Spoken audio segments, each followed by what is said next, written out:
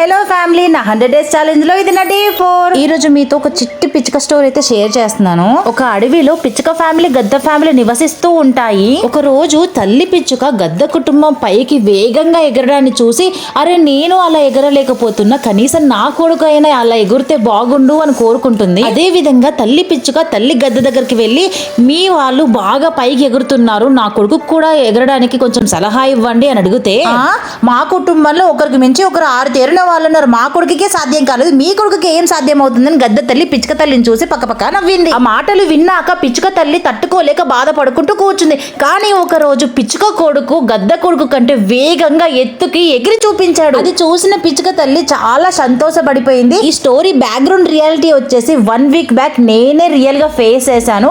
About of మా బాబు scout selection. ఎవరు support లేకుండా మా బాబు అయితే స్కౌట్స్ లో సెలెక్ట్ అయిపోయినాడు. ఈ వీడియో మీకు నచ్చినట్లయితే నా 100 days ఛాలెంజ్ కి సపోర్ట్ చేయండి. Tata, by by.